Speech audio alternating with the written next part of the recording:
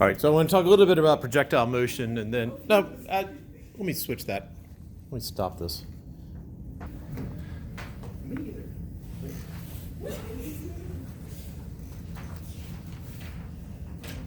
All right, so I'm going to send two objects off the table. And I feel pretty sure I've done this in this class before, but which one will hit the ground first? So one of them is just going to basically go bloop off the table, and the other one I'm going to shoot at some speed. I'm going to apply a torque to the ruler, causing the twist, because I'm applying a torque, and this is twisting. The farther I am from my axis, the faster it's going to be going. So if I push these two, this one will be going faster than this one. And the question is, which one will hit the ground first? The one that goes bloop or the one that goes shooting off? The one that goes shooting off. The one closest to the zero. So, let's see. I'm not going to ask you why you think this, just come up with, have an opinion, gut feeling. So there's the one that's just going to go bloop and the one that's going to go that way. And so we'll call that A and B. So A, B, tied, and I'll leave off they explode into flames as they go. All right, who says the one that just goes bloop off will hit first? Who says the one that's being slung outwards will hit first? And who says the tie?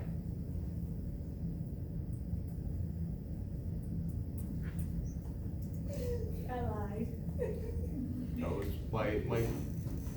what was going through my head with the people who did not vote. Which one were you going for? Or did you already the live one first?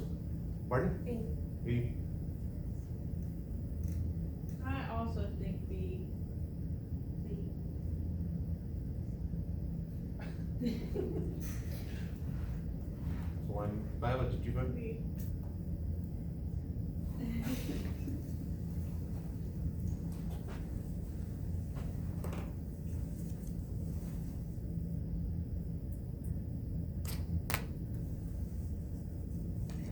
Pretty darn close. Right.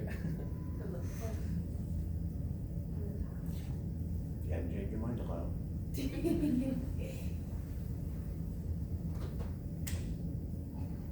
So the big question is why? Because once I launch them, what are the forces that are acting on it once they are launched into the air?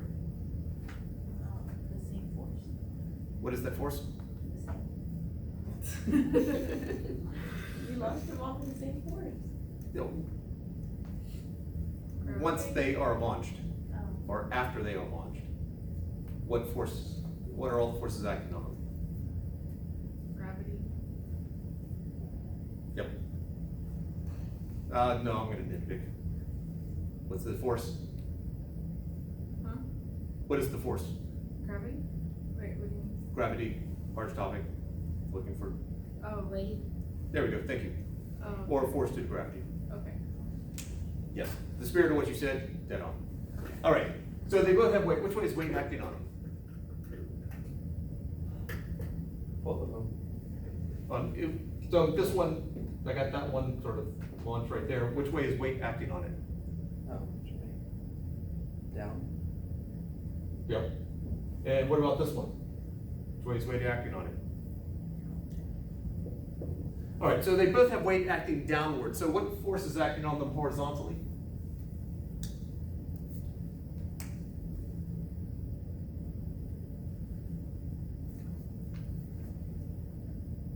Or what other forces are acting on them? Ignore air resistance.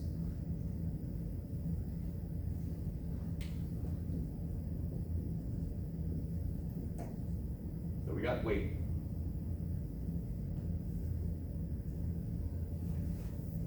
All right, is it touching anything else? Well, All right, so no normal. Tension? Is it rubbing against anything? And no other, once it's in the air. So the only force acting on it is the force of gravity, both acting down. So therefore, the horizontal forces, nothing. There's no horizontal forces. So the force is down. And over Newton's second law, the acceleration has to be in the direction of the force, the total force. And since I have only one force, that's downwards, the acceleration is downwards. What is acceleration? Or a formula?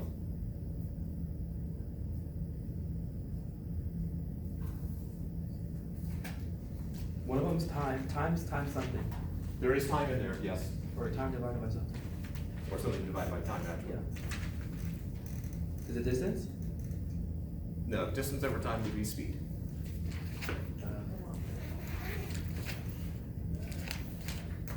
Somebody said, I think, part of that answer.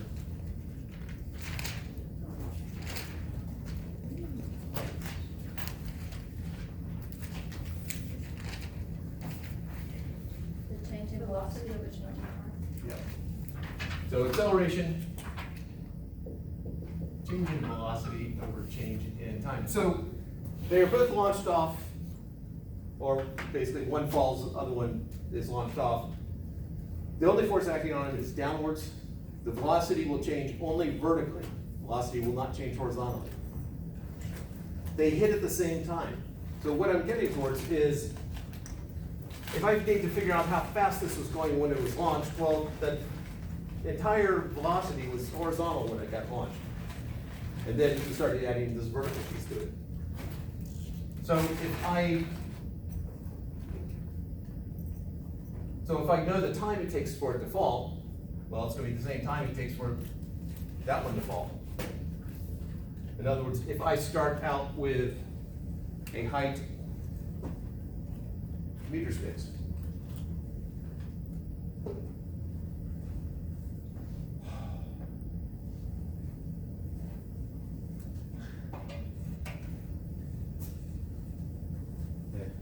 probably close enough for what we're doing. So if I launch it off the table here, it's about 73 centimeters from the bottom.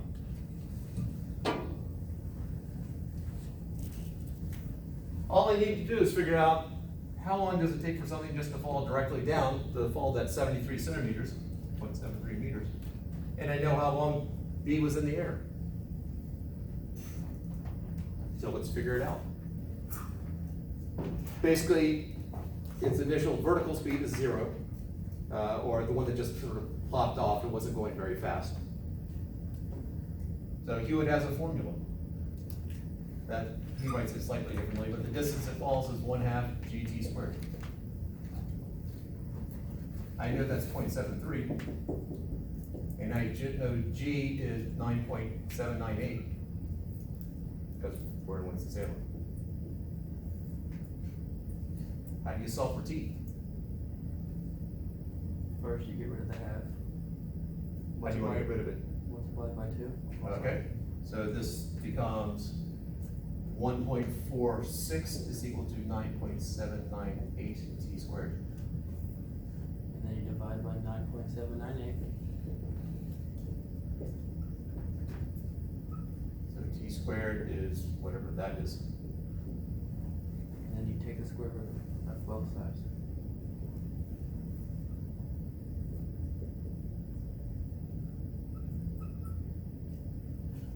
Did somebody figure that out?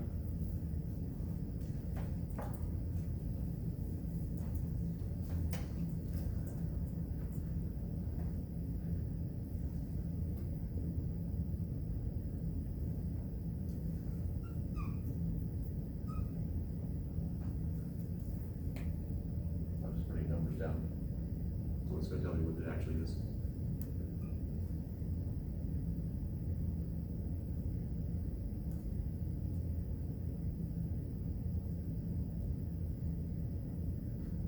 I got 0.14901.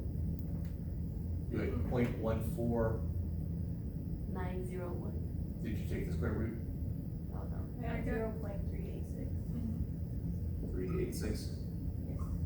What would the units be? It sounded like there were several people who got this. So that's why I was going with it.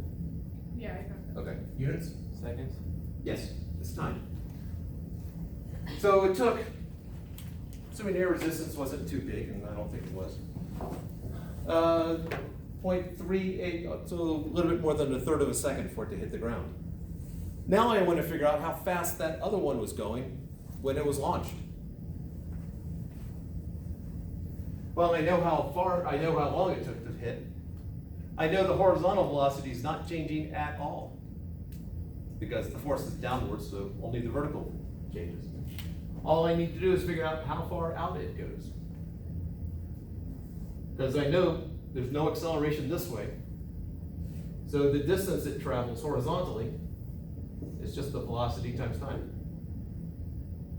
So this is no acceleration. Horizontally.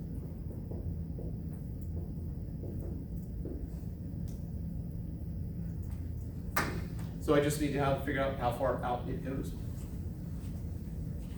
Let's see how well we can do this. Go the other way.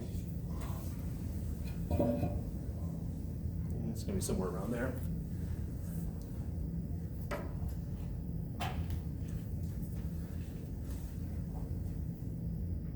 All right, so as I launch it,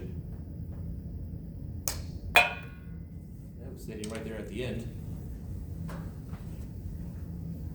So it went, that time, 120 centimeters, or 1.2 meters. So to figure out how fast it was going, well, I know how far it went horizontally. I know how much time it was in the air.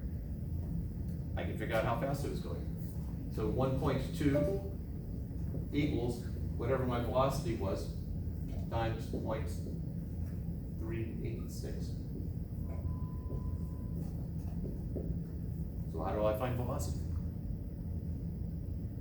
Divide by 0.36.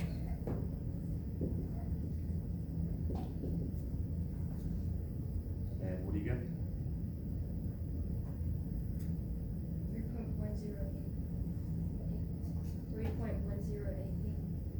3.108 units?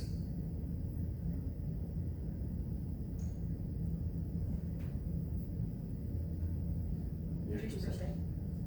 I think it was just said. Meters per second. Yeah. It was almost in unison.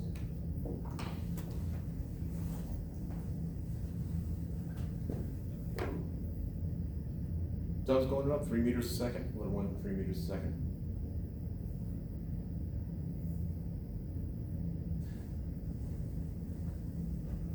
So if I know how fast it's going, then I can start making predictions. And so in the lab that you'll do on Friday, you're gonna shoot it off a table. You'll measure the height. From that, you'll calculate the time it was in the air. You'll shoot it horizontally, figure out the average distance it goes. From that, you'll figure out how fast it's going when it shoots out of the barrel. And then you'll plane it upwards and make a prediction about how high up it's gonna go. Because sometimes you just need to shoot things, not people. Sometimes you need to shoot projectiles. All right, I'm done with 8 through 10. So, today's the first. Why don't we say homework quiz 8 through 10. And then master set 8 through 10. There it is.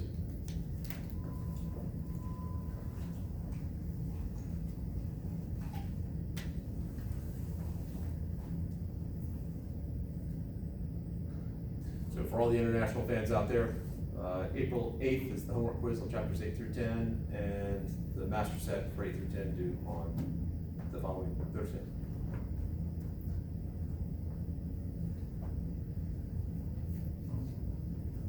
Questions before we start talking about thermodynamics?